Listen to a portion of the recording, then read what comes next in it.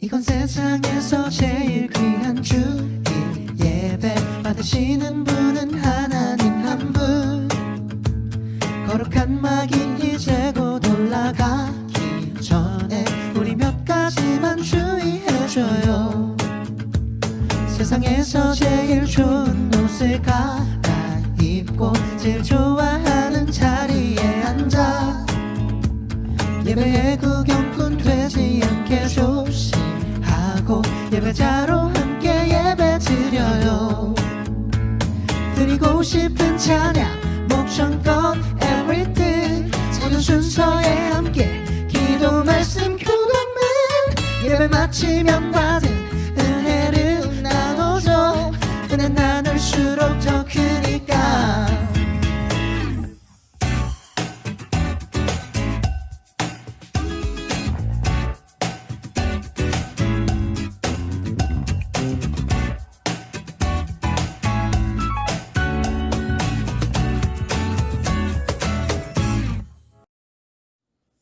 사도신경하심으로 우리의 신앙을 고백하며 나아가겠습니다. 나는 전능하신 아버지 하나님 천지의 창조주를 믿습니다. 나는 그의 유일하신 아들 우리 주 예수 그리스도를 믿습니다. 그는 성령으로 잉태되어 동정녀 마리아에게서 나시고 본디오 빌라도에게 고난을 받아 십자가에 못 박혀 죽으시고 장사된 지 사흘 만에 죽은 자 가운데서 다시 살아나셨으며 하늘에 오르시어 전능하신 아버지 하나님 우편에 앉아 계시다가 거기로부터 살아있는 자와 죽은 자를 심판하러 오십니다. 나는 성령을 믿으며 거룩한 공교회와 성도의 교제와 죄를 용서받는 것과 몸의 부활과 영생을 믿습니다. 아멘. 이 시간 함께 찬양합시다.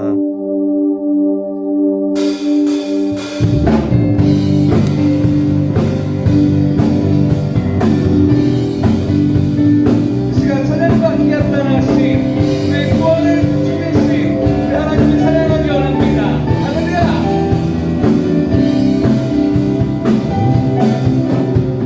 찬양 주께 눈을 들어주시고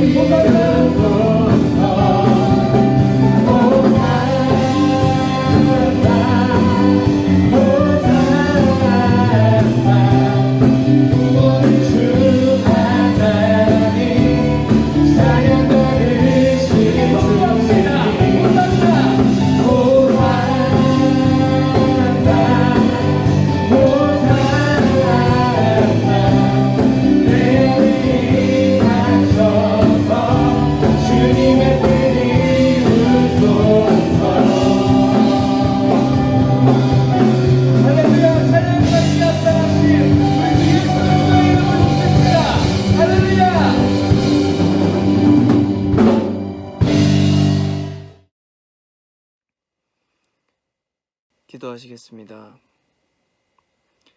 하나님 아버지, 먼저 저희가 어려운 시대와 상황 속에서도 주님 앞에 예배라는 이름으로 나아갈 수 있게 해주심에 감사합니다. 또 우리가 마음을 모아 주님의 이름을 부를 수 있게 해주심에 감사합니다. 모두가 알고 있듯이 어려운 시대를 살고 있습니다. 상황적으로 어려운 많은 사람들이 사랑과 여유를 잃어가고 있습니다. 우리가 우리의 마음을 붙잡지 못해 다른 사람들을 비난하고 욕하기도 합니다. 우리의 마음을 바로잡고 먼저 사랑을 나눌 수 있는 우리들이 되게 하여 주세요. 우리의 예배가 단순한 우리의 욕심이 아닐 수 있도록 예배의 의미를 제대로 배우고 제대로 알게 하여 주세요. 힘든 싸움을 하고 있을 우리 친구들을 주님께서 보듬어 주시고 항상 응원하여 주시기 원합니다. 우리 친구들이 각자의 삶 속에서 주님과 함께 승리하여 바로 설 수 있도록 주님 항상 동행하여 주시길 원하며 예수님의 이름으로 기도드립니다. 아멘. 오늘 함께 보실 하나님의 말씀은 느헤미야 2장 1절에서 3절까지의 말씀입니다. 느헤미야 2장 1절에서 3절까지의 말씀 함께 보겠습니다. 아닥사스다 왕 제20년 니산월에 왕 앞에 포도주가 있기로 내가 그 포도주를 왕에게 드렸는데 이전에는 내가 왕 앞에서 수심이 없었더니 왕이 내게 이르시되 내가 병이 없거늘 어찌하여 얼굴에 수심이 있느냐 이는 필연 내 마음에 근심이 있음이로다 하더라. 그때 내가 크게 두려워하여 왕께 대답하되 왕은 만세조하옵소서. 내 조상들의 묘실이 있는 성읍이 이제까지 황폐하고 성문이 불탔사오니 내가 어찌 얼굴에 수심이 없사오리이까 하니. 아멘. 요즘에 계속 리더에 대해서 함께 말씀을 나누고 있어요. 오늘도 성경에 나온 리더십 중에 한 사람을 여러분에게 소개하려고 하는데요. 바로 오늘 소개할 인물은 바로 느헤미야입니다. 이 느헤미야의 리더십은 오늘날 많은 책들에서 다루어질 정도로 아주 좋은 모델이 되고 있죠. 위기 속에서 민족을 위해 기도하고 자신의 사명을 깨닫고 또 하나님만 의지함으로 모든 이 장애물들을 극복해 나아가는 느헤미야. 성경에 기록된 그의 행적들을 살펴보면 그의 리더십은 굉장히 통합적이고 아주 탁월한 리더십이었다라는 생각이 듭니다. 오늘도 이 느헤미야의 리더십을 살펴보면서 우리 안에 어떤 리더십을 가져야 할까 마음속에 새겨보는 그런 시간을 가져보도록 하겠습니다. 먼저 느헤미야의 리더십에서 중요한 부분을 살펴보면 애국자적 리더십이 그에게 있었다라는 거예요. 이스라엘 민족이 바벨론으로부터 멸망을 당합니다. 이때부터 이스라엘 백성들은 바벨론 제국의 포로가 되어서 끌려가게 됩니다. 오늘 말씀에 등장하는 이 느헤미야도 그때 당시에 끌려왔던 이 바벨론으로 끌려왔던 이스라엘 백성의 자손이었어요. 하지만 느헤미야는 이방인의 신분임에도 불구하고 왕의 수를 따르는 고위 간직까지 올라갑니다. 아주 그냥 출세한 거죠. 포로의 신분에서 이 왕의 최측근까지 올라간 거예요.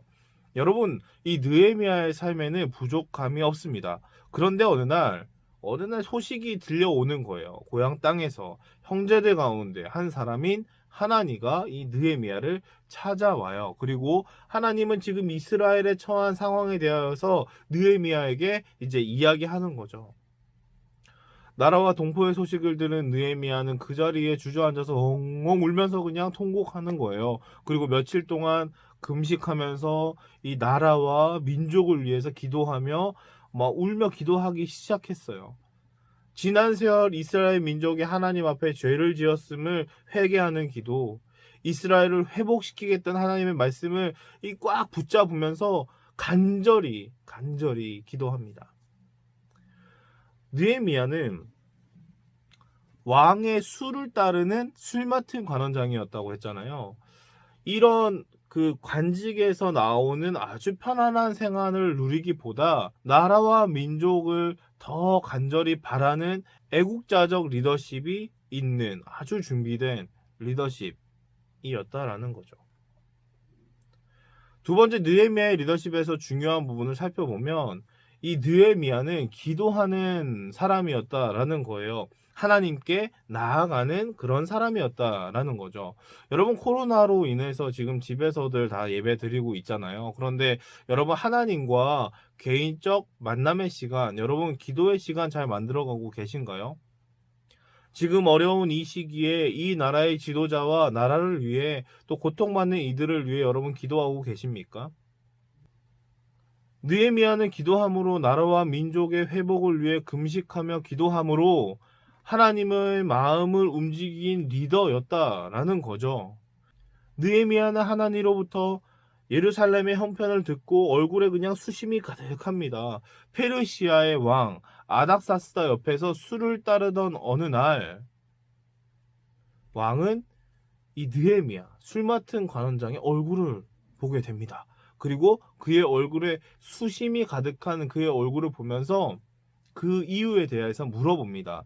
오늘 함께 읽은 2절 말씀을 보면 내가 병이 없거늘 어찌하여 얼굴에 수심이 있느냐 이는 필연 내 마음에 근심이 있음이로다 라고 말해요. 그러자 느헤미야가 아래에 이렇게 이야기하죠.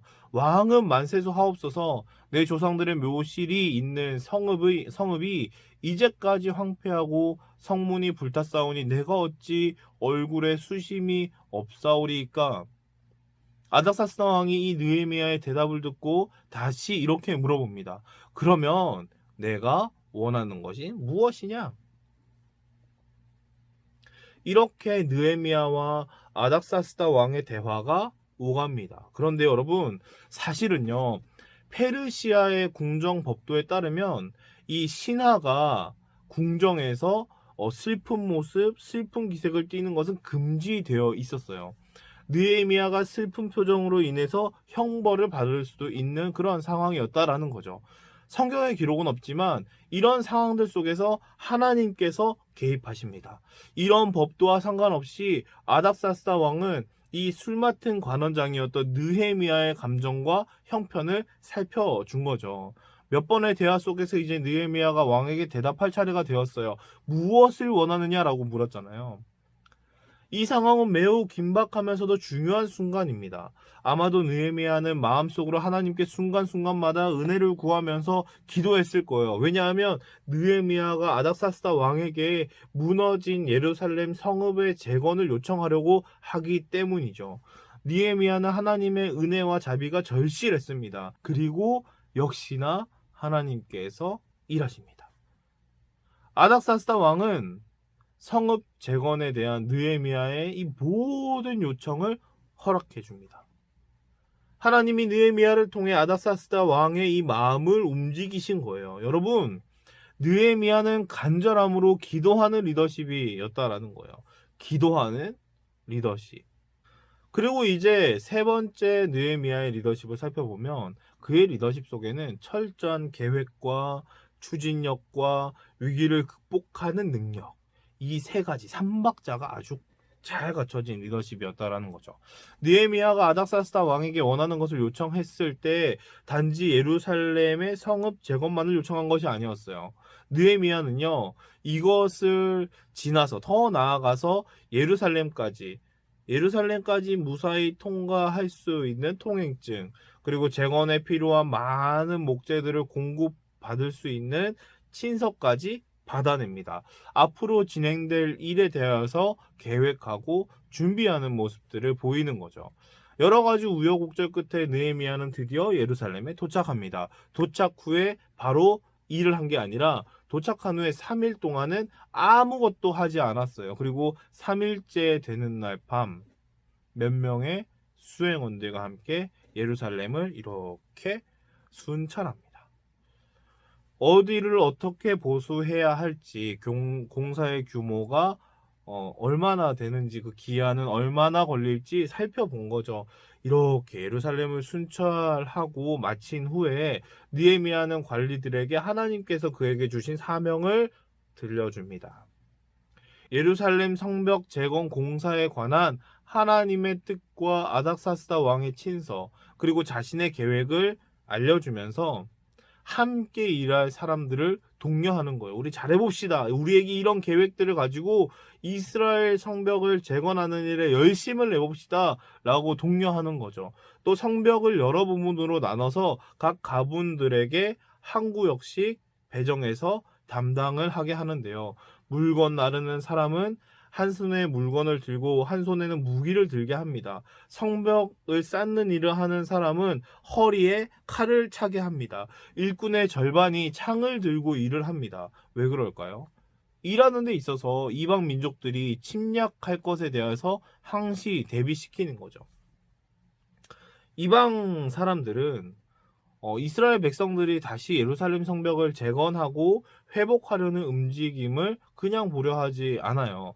산발락과 도비아, 여러분도 잘 알잖아요. 이 산발락과 도비아, 아람 사람들, 암몬 사람들, 아스도 사람들이 군대를 일으켜서 성벽 공사를 회방하려는 음모를 세웁니다. 하지만 그들의 음모를 세울 때마다 하나님은 그 음모가 모두 헛되게 하세요.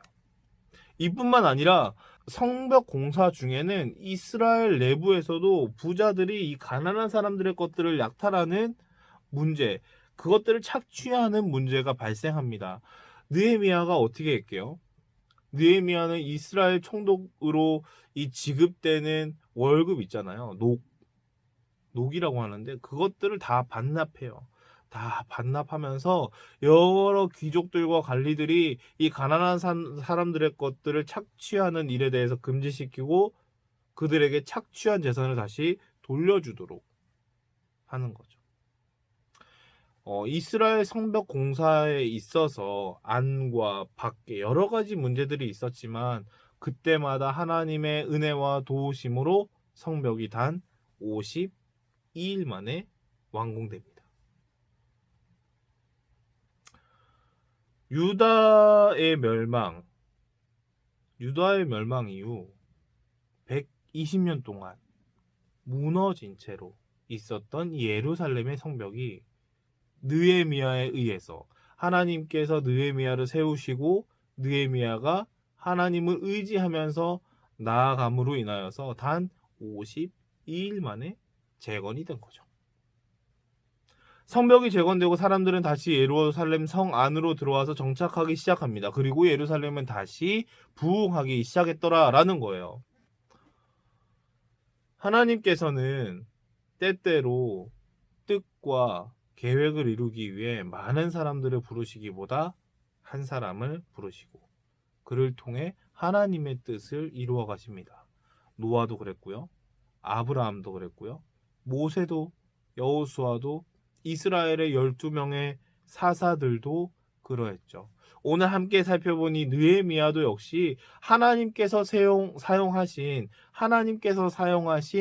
한 사람으로 한 시대 동안 쓰임 받았던 그런 리더였어요. 하나님께서는 지금도 그 한 사람을 찾고 있어요. 노아와 같이, 아브라함과 같이, 여호수아와 같이 12명의 사사들과 같이 오늘 본문에 나온 느헤미야 같이 하나님께서 사용하실 그 한 사람을 지금 찾고 계십니다. 여러분이 그 한 사람 되기를 소망합니다. 오늘 말씀을 기억하면서 나라를 위한 마음을 가지고 기도하고 계획하고 하나님의 뜻을 구하며 준비해 나아가는 우리 고등부 한 사람 되기를 간절히 소망합니다. 함께 기도하겠습니다. 거룩하신 하나님 아버지, 오늘 느헤미야를 통하여서 함께 말씀 살펴보았습니다. 그에게는 누구보다 뛰어난 애국심이 있었고요. 누구보다 뛰어난 하나님과 관계와 하나님을 향한 마음들이 있었고요. 누구보다 철저한 계획들이 그 안에 있었습니다.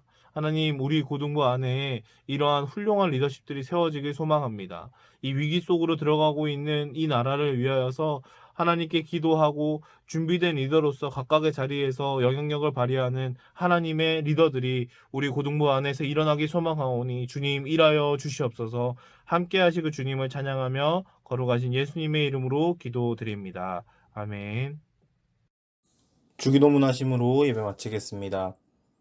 하늘에 계신 우리 아버지, 아버지의 이름을 거룩하게 하시며 아버지의 나라가 오게 하시며 아버지의 뜻이 하늘에서와 같이 땅에서도 이루어지게 하소서.